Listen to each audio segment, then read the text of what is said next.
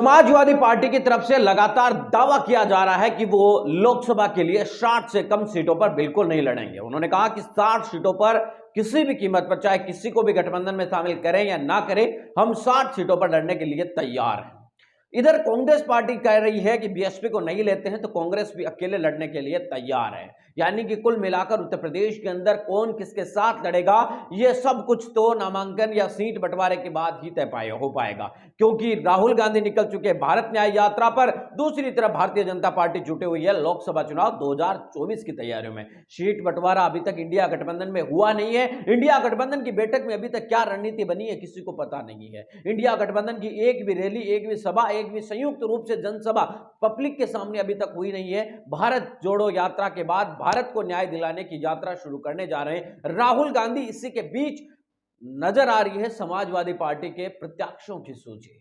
एक संभावित प्रत्याशियों की सूची इस वक्त सोशल मीडिया पर काफी ज्यादा वायरल हो रही है और दावा किया जा रहा है कि इन्हीं सीटों के ऊपर इन लोगों के द्वारा तैयारी समाजवादी पार्टी की तरफ से की जा रही है कि इन सीटों पर समाजवादी पार्टी लोकसभा का चुनाव निम्न प्रत्याशियों को मैदान में उतारेगी, जो आप अपनी स्क्रीन पर देखना शुरू कर चुके हैं। यह मिल रही जानकारी के अनुसार अखिलेश यादव कन्नौज की सीट से चुनाव लड़ सकते हैं, नवल किशोर साक्य फर्रुखाबाद की सीट से चुनाव लड़ सकते हैं, डिंपल यादव को फिर से मैनपुरी की सीट से उतारने का फैसला लिया जा सकता है, शिवपाल यादव और आदित्य यादव की जो सीट है वहां आजमगढ़ से उनके लड़ाने की ज्यादा संभावना बताई जा रही है, धर्मेंद्र यादव एक बार फिर से बदायूं ही जाएंगे, अक्षय यादव फिरोजाबाद सीट से जा सकते हैं और राजीव राय गोसी की सीट से लड़ सकते हैं। लालजी वर्मा जो बीएसपी छोड़कर सपा में शामिल हुए थे, उनके अंबेडकर नगर से काफी चर्चा है, अवधेश प्रसाद फैजाबाद से, इंद्रजीत सरोज कौशाम्बी से, अन्नू टंडन उन्नाव से, एसटी हसन मुरादाबाद से,